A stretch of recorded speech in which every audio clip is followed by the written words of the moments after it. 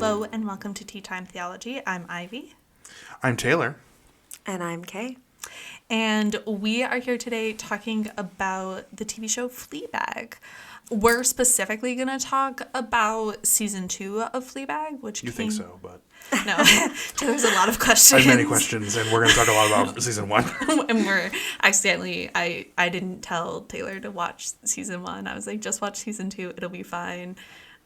And so he had a lot of questions about some of the characters, but that's okay. And the plotline for season 2 is around the father and godmother getting married and sort of what that does to the family, what that does to Fleabag. And then we get the amazing character of Hot Priest, and that is his name. Love it. When you said father, I thought you were going to say the father, as in God the Father getting married to the godmother, and I was, wow. I didn't know that was in there, but maybe it is. Honestly. And that's the fox. That is actually the fox at the end. The fox is God or the godmother or both. Yes. We don't know. All of it. We'll discuss it. I love the fox. Yeah, I love me that too. fox moment. That was really fun. I may or may Yes. not have dressed up as the fox from Fleabag for Halloween. No one needs to know that for sure. That's amazing. No, my favorite was Phoebe Waller-Bridge, who is the writer, producer, creator, and plays Fleabag of the show. She did a interview with Stephen Colbert, who's like very Catholic, for people who don't know that. And he explained the fox to her, and she just sort of looked at him afterwards, and she was like, that's great. She's like, I'm going to go with that as the reasoning. I don't remember what he said. But The it was Hound like, of Heaven. Yeah, it was the Hound of Heaven, which I had never heard of before. I was like, Based on a poem. A poem by, I believe, a Catholic priest. Oh. And essentially the fox, as Stephen Colbert imagines it, and Phoebe Waller-Bridge confirms, is the desire that a person runs from, but the desire that keeps pursuing you nonetheless. And the priest imagines, this Catholic father imagines that desire is God. It's deep. that's so cool. And that's why they just said in the interview, that sounds good to me. No, Of course that's what the fox is. Absolutely. It probably is. She's smarter than the rest of us. Do you want to start with your questions, Taylor? No. But It's the fox. it's the fox. Yeah. One thing I do want to mention that I think is really cool about the TV show Fleabag is it sort of shows how art can evolve. The show started as a 1-hour stand-up at the Edinburgh Fringe Festival, and then she transitioned it into the 6-episode show, and then they got the season 2 for it, and it's like a 10-year process, I think, from when she first performed it to here, and I think it really shows sort of like her evolution as well as a person, and specifically looking at grief and how that manifests in different way in our life. Season 2, I don't know if it harps on grief as much as the first season does, but it definitely is a theme. So I wanted to know, like, what do we think of grief in the context of the Episcopal Church? I think that everyone's heard of it explained in different ways. And how do we think the character's grief informs the choices that they make? Grief surely doesn't have one definition, and I don't think the Episcopal Church thinks about it in a uniform way. From my own experience as an Episcopal priest and a person who has had conversations with friends who are priests and people, grief seems to be a cracking open that exposes the stuff that's in the heart that we maybe have always had there but haven't shed light on in a little while. And so in the show, Fleabag loses their friend, Boo, to complicated circumstances. She describes Boo as accidentally killing themselves by walking into traffic, really intending to be hospitalized and make a point, but not intending to die. And of course, that's complicated by Fleabag sleeping with Boo's boyfriend, which drove this event. And so Fleabag feels responsible. Does Fleabag have a name? No. That is their okay. name. Okay, because I wrote Fleabag in my notes, and I'm all like, did I just not? I mean, catch the name? No. Fleabag. Fleabag is it's Hot the Priest named and character. Fleabag. And godmother and father Oh, Claire's okay. And actually, Boo. And Boo. Claire. Claire is Claire. the only one who Claire gets the like, her sister. real Yeah. name. Yes. Okay. Yeah. So was Boo and her boyfriend together when Fleabag slept with Boo? Yes. Wow, what a bad friend Fleabag Yeah, is. so She just Fleabag- lost a lot of cred. Like, she got a Yeah. lot of cred in this season from me, and now I'm like, I don't know, maybe No, she but- is just a bad person. She is, but she grows so much. I thought brother-in-law was a bad guy, but now I think Fleabag. I think they both can be. I think Fleabag understands that they screwed up and is making attempts throughout the show to take responsibility for that. And one of the ways that we see Fleabag attempting to take responsibility for the loss of their friend is, of course, we have the guinea pig, Hillary. So cute. Hillary the guinea pig, who they got to care for together. And so Fleabag has taken it upon herself to keep this guinea pig alive and well, which is why when the husband comes to visit Fleabag and harass her at her work, she does not want him to interact with this guinea pig because she is taking on the guinea pig as, you know, kind of an extension of the friendship that she screwed up by sleeping with her best friend's boyfriend and not disclosing that to her. How serious was the relationship? I have no idea. Like the Relationship with the Like boyfriend. like, how serious was his boyfriend? Was it like we just met, I or have was no it like idea. we've been together for years? I mean, perhaps it doesn't matter, but given that Fleabag feels so guilty about sleeping with the boyfriend, she at the very least is experiencing complicated grief as a result of that encounter, and I think probably even more so because she didn't disclose it to her friend before she died. So back to grief. That was a very pro bring it back. By the way, that was a very pro, like, Taylor, you're getting way off topic. Speaking of grief. We need to bring it back to grief. I agree. Okay, this is my show. I don't know if you know this. I'll let you drive. No, it's okay. Speaking of grief, I mean, who knows what grief is, but I think whether or not you've done a bad thing, I don't think anybody is a bad person. I would say, at least it's my perspective, we were talking about this at Ash Wednesday yesterday, or on Ash Wednesday yesterday, that, you know, we have two perspectives in the Episcopal Church, or just maybe even more broadly in the Holy Catholic Church, on how we are born into this world. Is it an original blessing, or is it original sin? Are we fundamentally bad or fundamentally good? And at least I take the position that we are fundamentally good people who are capable of bad things. And that part of Ash Wednesday is this invitation, you are dust, and to dust you shall return, to remember that, to return to that original blessing that we are born good, to be in union with God and one another. And when we sin, we corrupt that union, but that goodness is within each of us. So I think in the show, we see Fleabag struggling to remember that goodness in themselves and in each of the people in their lives. Sometimes in her sister, she struggles to see that goodness. But I do think it makes it easier for her grief, her experience of grief, complicated grief, might make it easier for her to recognize the personhood of the hot priest as someone who also feels, I think, really struggles with his own shame and desires. And that's, you know, and then he's horrified and amazed when Fleabag actually sees him. And maybe something of her grief, her cracking open, allows her to do that. What do you think grief is in the context of the church or the show or your life? One way that I had heard it, and it was Andrew Garfield in a press tour for a show he was doing. I think he was doing is the press tour for Tick Tick Boom. I don't think he's the one who came up with this idea, but he said that grief is love. Grease is the word. Grief is the word, yeah. Grease is the word. Grief is love persevering.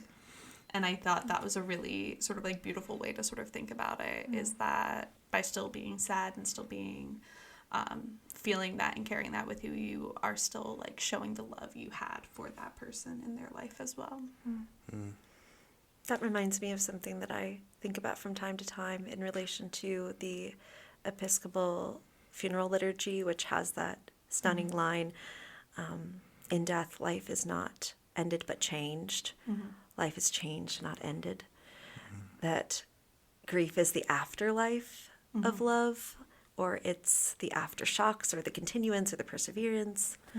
And we might also say in the Episcopal Church, the remembrance of love that has changed form. What about you, Taylor? Grief, to me, is a reminder. A reminder that not everything can be forever. Because grief and loss is like you're losing something that's a part. Because you don't grieve unless you've lost something that is deeply connected to you or is deeply a part of who you are. For me, that was the passing of my grandmother.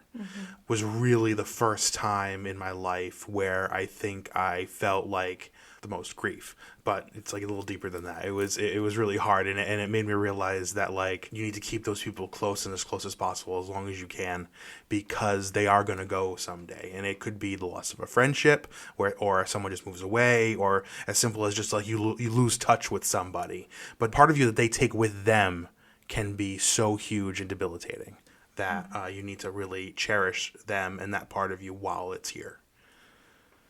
The transitory nature of all of our loves and relationships is a hard thing to accept, but grief reminds us that we cannot cling to forms as they are when we encounter them, because life is always moving and changing, and we don't know always in what way that will happen. Yeah, that line that Jesus says to his disciples when he reappears to them after his crucifixion, the post-resurrection encounters, he says, "Do not cling to me." He also says that to Mary Magdalene in the garden. And I always, when I think of that line, I think, how awful. How awful to have grieved what you thought was such a permanent loss. And then to be given the gift of a memory or a form that you recognize as your beloved teacher friend, and then for them to say to you, "Do not cling to me," that's so real and so hard. Just to speak to that, one of my favorite bands in the world is Dropkick Murphys. Okay. They're a great band. If you haven't heard of them, they're awesome. I haven't, but now I will search them out. They're like Celtic punk band, but they've released Amazing. it's Celtic. Yeah, it's great. Great protest songs, guys. If you want to listen to some great protest songs, they're doing a lot of great protest work. Ken Casey is a king right now. They released with their last album a song called Chesterfield's an Aftershave, and the song is essentially about Ken Casey wrote this song for his grandfather, who would like come and pick him up from things, and he would go with him to things. And one of the lines in the song is, "I wish you were here today so we could go drive around and you would probably say this song is way too loud." And then a couple of refrains later, it says, "I wish you were in the car, we could drive around and you would say I like it loud." And that's something my grandmother and I would do together. She would pick me up from school in middle school. And the first time I heard this song, I bawled my eyes out. Oh my God, yes.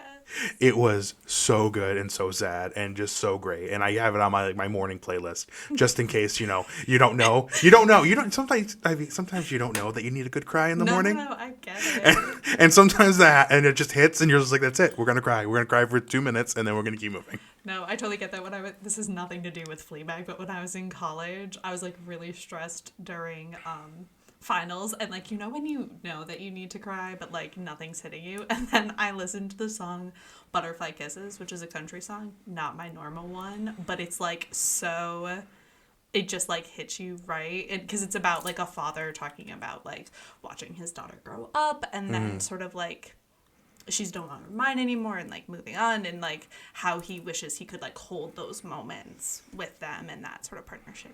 It is also a great song. But like I totally understand, like some songs just like hit you at the right spot at the right time. But that just felt like a piece of my grandmother coming back to me, like a piece of myself that I thought was gone forever. Yes. All of a sudden it shows back up in my life, like at like a right moment. That happened to me last night. I was decompressing on the couch with my partner after a long day, and they, for some reason, mentioned that one of the songs that their dad loves is Edelweiss. And I hadn't thought about that song in a long time. And my grandmother loved that song. It was her favorite song. And I sang it at her funeral with a friend of mine who was a classical guitarist, and I found myself singing Edelweiss on the couch, and all of a sudden my grandmother returning to me freshly. Oh, yeah. And music for me also bends time. It wasn't just the moment of her funeral that I was returning to, but all the other encounters with that song over the course of our life together. Absolutely. And and Edelweiss is certainly a song that if I'm wanting to cry, I will turn that on or sing it to myself, hum it to myself. Sometimes you need to be a cracked stone and let the water flow. I want to talk about the statue because I think that sort of leads into grief as well. So there is this statue. Yes. That shows up a lot. Oh my God. Sorry. What? Sorry, I just remembered because I didn't just watch the 2 episodes assigned. I watched the entire season. Oh, me too. Yeah. When she drops the award, like I audibly went, oh. And my wife ran into the room because I was listening to it on headphones on my computer. She's like, "What's wrong?" I'm all like, "Oh my God." I have a story to share in response Nightmare to that. scenario. I have my own nightmare scenario, and with a word-shattering moment where you just make a mistake all the way. Yeah. And you cannot recover except for creatively interact with what follows. And it relates to the Episcopal Church. So, and to the, priests are people comment, or reality. And so I'll just share briefly. I was... Share long form because this is a podcast. Okay, long form. I was... I was interning at a parish, so I was in training, in seminary, and I had made a mistake a couple weeks prior while I was serving as a Eucharistic minister. I, put the chalice back in slightly the wrong place on the credence table, and so the weeks to follow, I was, trying to improve upon my accuracy and my attentiveness to the details of helping, assisting the priests or the clergy in the setting of the table. And so, as one often does when they're overcompensating and anxious, I attempted to really get it right and was following the priest, one of my mentors, up to give the choir the chalice. So, we had the priest, and then we had offering the bread and me there offering the chalice. And so we do that, and then I was supposed to walk back with the priest down to distribute the chalice to the rest of the congregation, because on that particular day we didn't have 2 Eucharistic ministers. It was just me. But in other days we would have more than one. We would have 2, and so multiple chalices. And so I instead went, after I distributed the chalice, I went right back into the sacristy, and I thought that I was done. So I poured the rest of the wine down the piscina, cleaned it out, and just sat it back in the lower sacristy and walked back out to see how I might be of use. The look on the faces of the priest and the assisting priest, they were horrified. They looked at me and they said, "Where's the wine?" And I thought to myself, I have shattered the award. I have not only made this mistake halfway, I have made it all the way. I didn't just misstep and go back into the sacristy at the wrong time. I poured that wine down the piscina. I cleaned out the chalice. There is no more wine. And so they consecrated more wine, and it was okay. But the horror of that moment, when the award was shattered, that was the memory that came to mind. I love that, that takes us a second to, what? No one came to check on you? No, I cleaned out that chalice. I put the linens next to it. Oh, man. Priests are people. No. I mean, I wasn't a priest at the time. I was fully just a person, but yes. But the statue is the creative response to the shattering. Yes. She brings the statue as the replacement award. Mm-hmm. And then that is presented to the, what is it, best lady in business. Woman in business. Yes. Yes. Yes. And then is stolen back because the statue at some point does have to get returned. Or maybe it doesn't have to get returned. It does get returned. Yes. And so what do we think it represents, the statue? I think the statue is so fascinating to me. I think the whole godmother character is wild to me, just like in totality. I also love that she is their godmother. Like that was a very much decision to not just make her like, oh, she's a close personal friend. It's like, no, this is like supposed to be this person who's in your life for that. I think I blocked that she was the godmother. I just thought she was the creepy, lurker at the funeral who then swooped in and became she's the their lover stepmom. Godmother. That's and horrible. Like their mom's best friend. Which I think is also why Fleabag and the godmother don't get along, is because they're actually the same person in a lot of ways. Yeah. I think they though the godmother is like, she's not trying to be a better person. I feel like they represent the most repressed parts of each other. Like, the godmother is so at home in her eroticism, and Fleabag is so tangled up in what it means to love freely and be in the body. And conversely, Fleabag incisively sees people and cuts through the BS. And the godmother is hell-bent on maintaining a performance or an image that is legible to Fleabag's dad, husband, and to, it seems like, the audience for her art, whoever those people are. So I think they cut through each other in ways that are uncomfortable. But for what the statue represents, I think it's interesting we learn that it's based off of her mother at the end when she goes to return it. And I think what's interesting for me about that scene is she's trying to be a better person. She's like, I will return this statue to you. I will be that. And then the godmother has to have the last word in that interaction. Well, she's a narcissist. She is. Yeah. But what I appreciate about Fleabag stealing it back is, to me, it sort of was not everyone actually deserves our forgiveness. And it doesn't need to be given freely. Because I think this idea of forgiveness is very interesting in our world right now. And sort of the difference between forgiving and absolving are two different things. I don't know where I'm going with this, but that idea sort of of forgiveness. And to me, her taking that statue back is I understand that you're important to my dad, and I'm not going to be a hinder to your relationship, and I am not going to harm you, but I don't have to invite you into my life as well. And sort of that boundary she's redrawing. Do you think that forgiveness and acceptance are the same thing? No. Okay. Yeah, because I feel like she makes her peace or forgives the godmother for kind of inserting herself into their family unit. But I don't feel like she accepts her narrative, the godmother's narrative of what those relationships mean, which is maybe the reclaiming of the statue is a reclaiming of and a preservation of her own agency to be a narrative voice of her own life and of her family's life and of her mother's memory.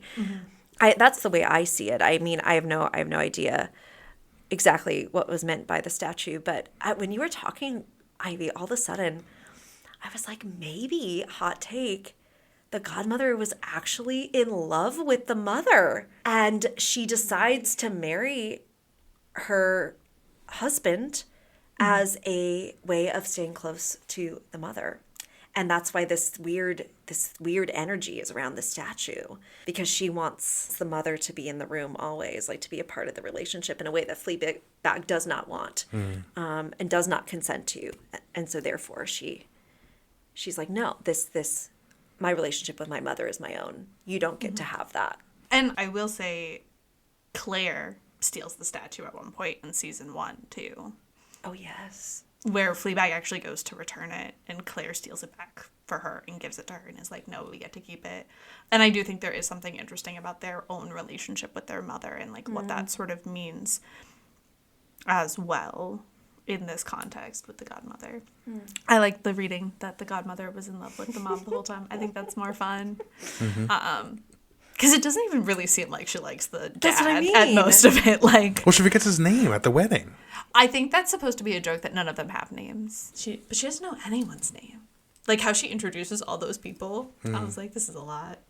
If I was introduced that way, I don't know if I would. She's so progressive. She's so progressive. Like, She's that's what I so thought. the performance of being progressive. Yes. Like, oh my God. This lady is like, oh my God. So much. I love this actress, by the way. The actress who plays. Olivia Me too. Colman. Yeah. Me too. Oh my Anything. God. She's Anything brilliant. she's in. Like, I haven't BBC'd in a while. Okay. And watching the show really like put me back in that like old BBC kind of mood. And I love her because she was in Broadchurch. Broadchurch. Yes. Love Broadchurch. I only watched the first season of Broadchurch. I haven't watched the second season. Watch it. The third season I actually liked the best. Okay. There are 3 seasons. News to me. But there are only 3 seasons because they were like, how realistic is it for someone to keep dying? Which I appreciate. I don't know. How long did Scooby-Doo go on? Scooby-Doo takes place in like the same town. Like Oh, it does? like every episode is the same little town that these kids live in. I don't know why I always thought they were like road tripping. Maybe it's because there's so much emphasis on the car. Yeah. Anyway. When does a show in its 5th or 6th or 7th season simply just need to become a different show? Which is kind of what this show did. They were like, we're going to do a completely different story for season 2. Oh yeah. Did you have something you wanted to say about the statue? No. The godmother? We just wanted to say that we all love Olivia Colman. Yeah, Olivia Colman. Great. 10 out of 10. Love her. Horrible person or a frustrating person in this show, but a fantastic actress. Yes. Oh, yeah. Also hilarious in all interviews. Oh yeah. Oh, totally believable. Delightful. Let's sort of jump a little bit to one thing that the godmother does say, especially while we're like thinking about this idea of forgiveness and acceptance and absolution and all that, which is Catholics get away with anything. Which That's I think, true. Do they? Yeah. What do they get away with? Anything you want. Why? Because you get to You just get to do confession. You get to do it, and then you get to go to confession. And you can say, "Hey, I'm so sorry," and they're all like, "Hey, 13 Hail Marys, you're all set." No, but exactly. And I think that's what she's actually trying to say with that line. So I was just wondering what you kind of think with that reading of religion. That's such an odd comment in the context of this show because I think the whole point of the hot priest as a character is that he believes that he can't get away with everything.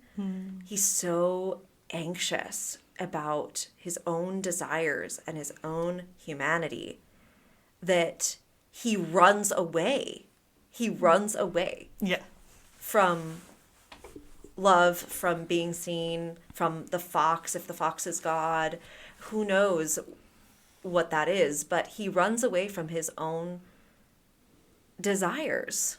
Catholic guilt is strong. So I think it's funny. It really is, I think guys. this Like is I haven't been Catholic in like I'd probably a decade and a half. Still have it. Still feel bad about existing.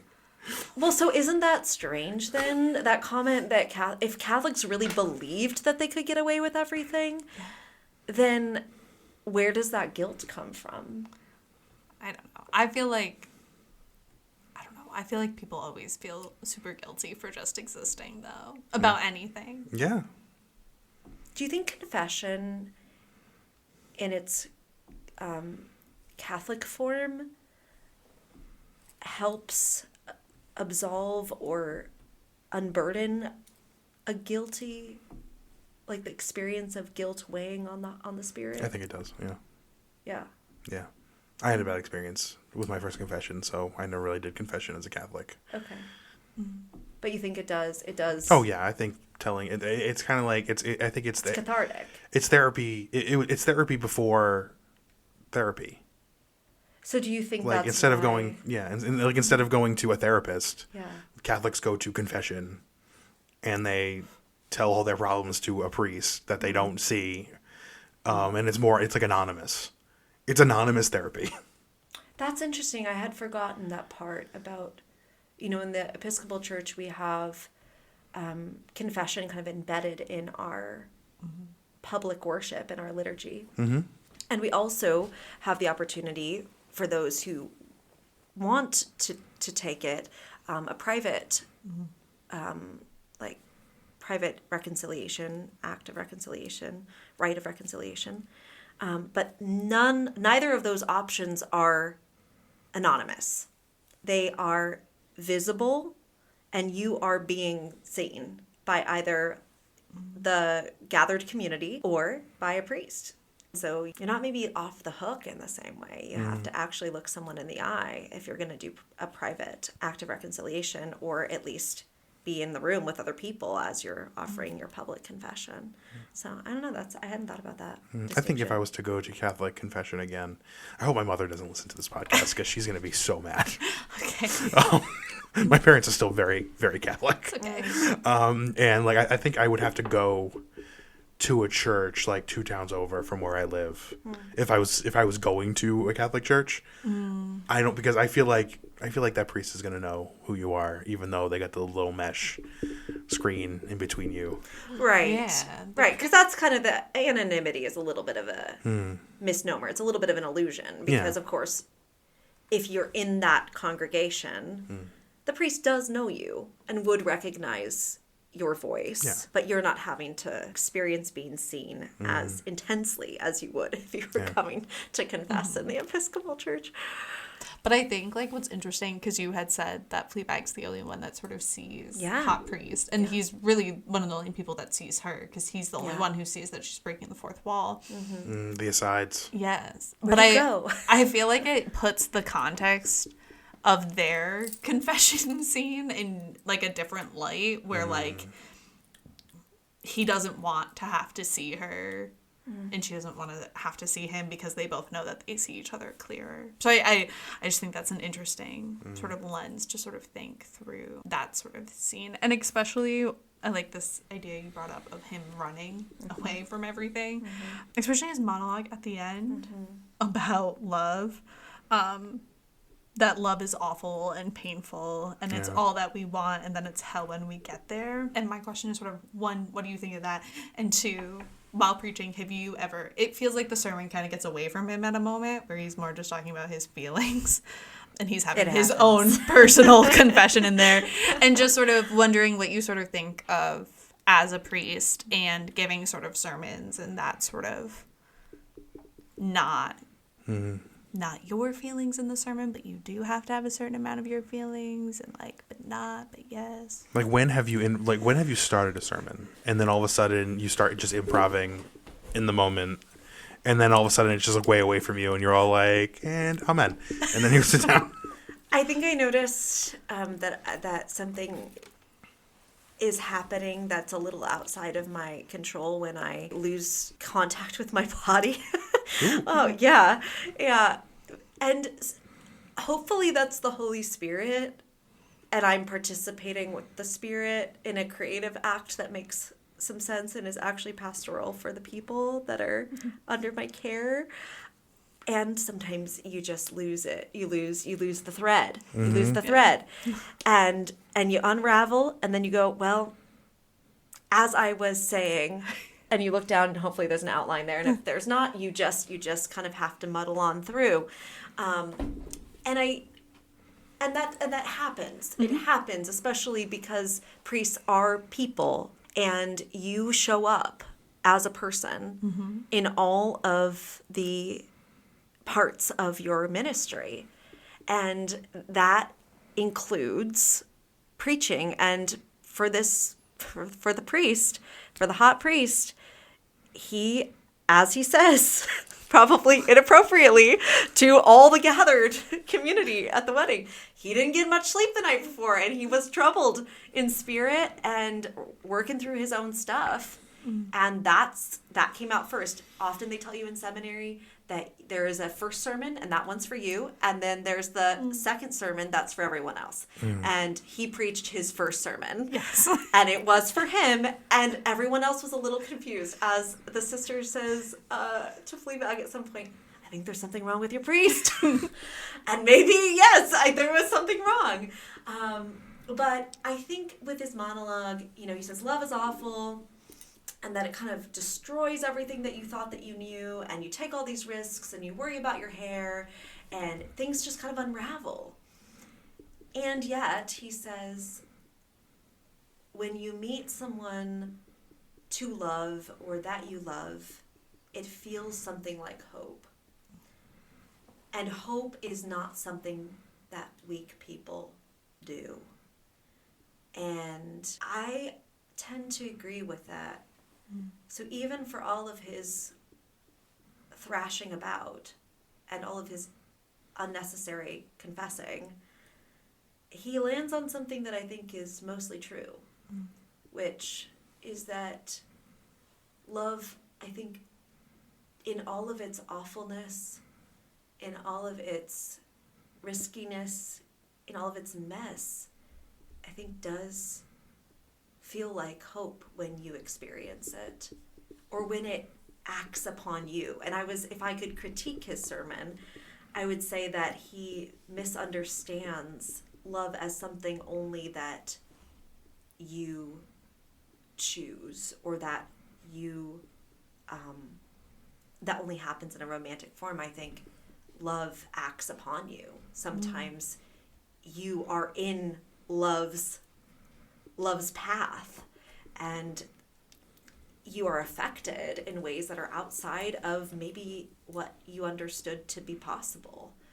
And so, of course, that's scary and harrowing, and also transformative and transfixing. But yeah, I think he does land on something true, which is that, at least in my experience, love does tend to feel like hope, because it returns you to your life. It returns you to continuing to move, to keep turning towards the fabric of our existence, which is relational, to be human together. And he said, there's a line in his sermon about like love is something that you can't do alone. He doesn't say it that clearly, but we can't love alone. We can't hope alone. And I think when you love or experience love in some form, you are reminded that you cannot live alone, and that you actually are not going through this hellscape of life or grief or confusion as a solo person. You wouldn't know that unless you experienced some form of love, because you can't know love without another actor, at least in some form. It's like the Trinity, right? Like the Trinity is the image of love in the Holy Catholic Church, one Holy Catholic and Apostolic Church, because it's a community. It's a perfect community. It's God 3 in 1. That's the image of love. Cannot love alone. We're not even born into the image of a solo being. We're like one being made in the image of a community. So if that's what love is, it does make sense to me that would feel like hope. And that's what it feels like to lose the thread in a sermon. That is great. It just unravels. No, I love that. And I think I've been reading and watching a lot of media recently that has described love as painful or awful in some sort of way. So I do think it's interesting to think of that right now. And one thing the Father does say to Fleabag is, I think you know how to love better than any of us, and that is why you find it so painful. Yes. And sort of opening yourself up to that. Why do you think he walks away at the end? And why does he blame God? That's so disappointing. I was like, God did not ask you to do this. I don't think he recognizes the creaturely being of the fox as God. And I think that is such a shame, because I think if if he could have seen the God spark in the fox, maybe he wouldn't have run away. But it's painful. It's scary to open yourself up to love, to desire, to the pain that is a part of loving and being in relationship with yourself and the world and a person or persons as they are. It's one of the reasons why I there's this poem that I've loved a long time called I Love Her by Elsa Gidlow, and she was born in 1898, died in 1986, and was one of the first people to publish a collection of poems under her name as a lesbian. So this poem, for me, talks, it really Why are you brings... laughing? This is a great moment. No, it's... Lesbians are comical, I guess. No, I'm laughing because and I'm going to let you read this poem in a second, but because Ivy pointed out my giggle. I'm sorry. My wife and I went to Northampton, Mass. For New Year's Eve to see a band I like. The next day, we're walking through town and we go to this bookstore, and my wife decides that she wants to buy a book of poetry. Sure. Okay. And I'm like, great, you do you, hun. You buy that book of poetry. And she like picks it up and she's like, oh, this is the one I want to get because it has some title. And then she opens it up and and she's reading it on the way home. And she's like, oh my God, hun. I'm like, what's wrong? She's like, this is a book of gay poetry. Of course it is. You're in the homeland of the lesbians. I have it. Like throbbing penises and just like rippling muscles and just like, I'm like, wow. And like every once in a while I'll find it in the house. This erotic poetry. And I'll come out of whatever room I found it in and I'll start reading something out of it to her. Anyway. I love it. That's amazing. All right. Please read it. Well, this poem is not as explicit, but is erotic in the sense that it clearly articulates the necessity of welcoming pain as a part of love. And I just love it also because she took such a risk in publishing this poem, in a time where lesbians weren't writing under their name because they didn't feel safe to do that. So this is how the poem goes. I love her. I shall never have any fear of love, not of its depth nor its uttermost height, its exquisite pain, or its terrible delight. I shall never have any fear of love. I shall never hesitate to go down into the fastness of its abyss, nor shrink from the cruelty of its awful kiss. I shall never have any fear of love. Never shall I dread love's strength, nor any pain it might give. Through all the years I may live, I shall never have any fear of love. I shall never draw back from love through fear of its vast pain, but build joy of it and count it again. I shall never have any fear of love. I shall never tremble nor flinch from love's molding touch. I have loved too terribly and too much ever to have any fear of love. Such a great poem. And it reminds me so much of like Emily Dickinson's poems too. Like her Hope Thing with Feathers. Because I love Emily Dickinson as a poet. Do you have any last thoughts or questions? Yes, I do. First of all, I really like Hot Priest's take on, he said recently, at one point he says, recently I fancied going to bed at 9:30, which is like totally my energy. Like, how dare, like, I don't know what time she showed up, but if it was after 9:30, how dare she?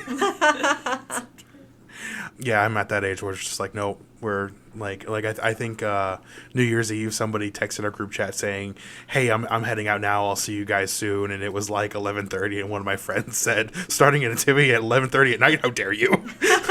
So I had to call one of my friends at like 11:20 at night, and I like apologized beforehand. I was like, I'm so sorry, like I had to ask her a question. She was like, no, I was just about to go to bed. So like 10 minutes later. I don't know how people are out late. It's too much. Yeah, I don't know. And yet, priests are ever interruptible and keep weird hours. And so, when she knocks on the door, he is in his pajamas, but is also like, okay, you're here now. So we are going to be in this conversation, but I am going to be as I am because it is after 9:30, which is how I feel if anybody comes to my door before 9 a.m., or after 9 p.m., which is to say, you're welcome to come in, but I will be as I am. Yeah. No promises that the collar is going to be on or the house is going to be clean. You are getting the personhood inside the priesthood before 9 a.m. or after 9 p.m. Also, I really like I love it when he does that moment where like the picture falls off the wall. Yeah.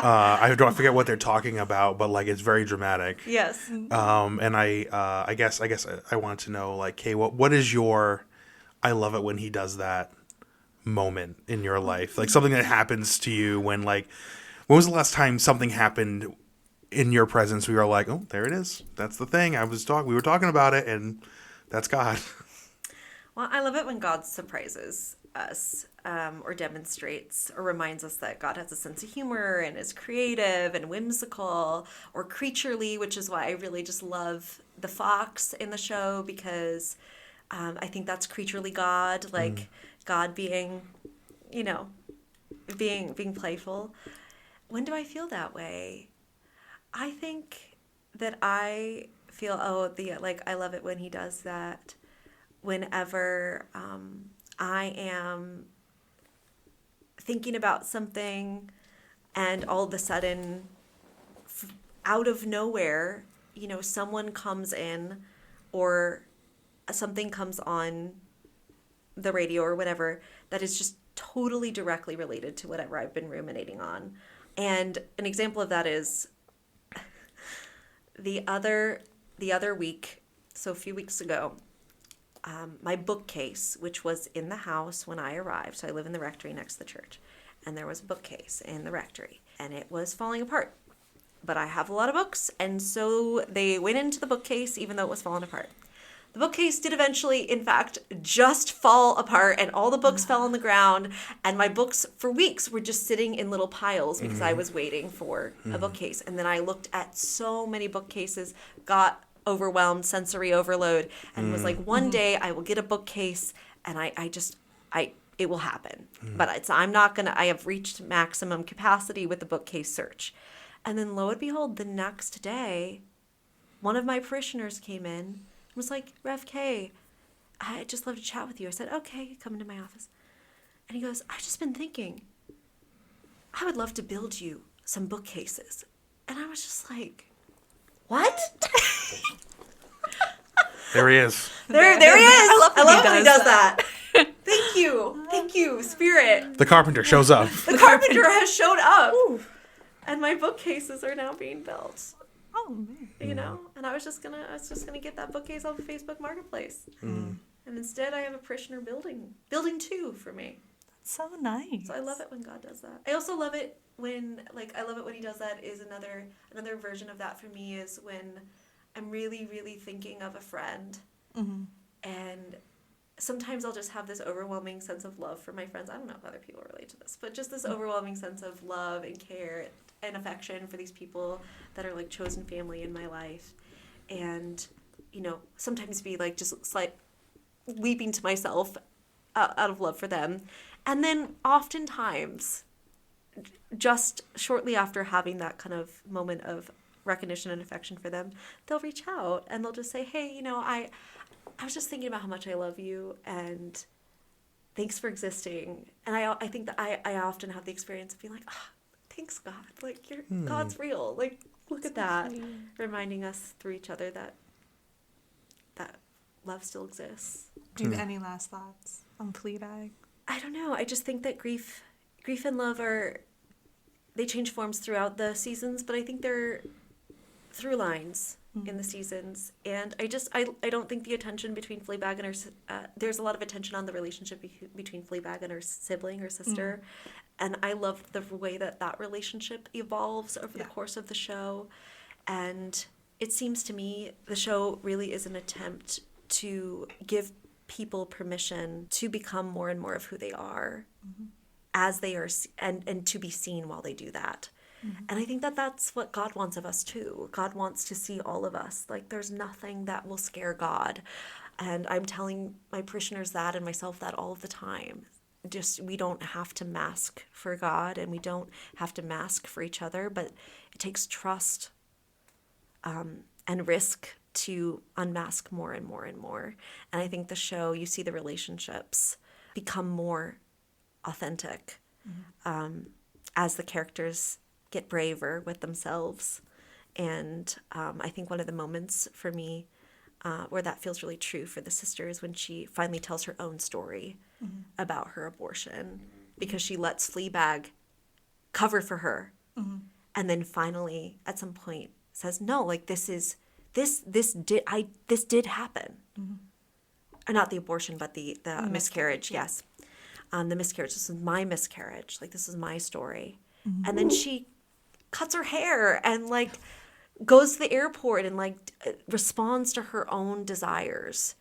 And each of the characters have their own version of that arc, except for the priest who runs away. But maybe, his story isn't over yet. Probably not. Maybe that fox will keep following him. It's definitely gonna haunt him. If it's God, that's what'll happen. Yes. Well, thank you for being with us today. Yeah. If we wanted to see you on a Sunday morning or connect online, what are the best ways to do that?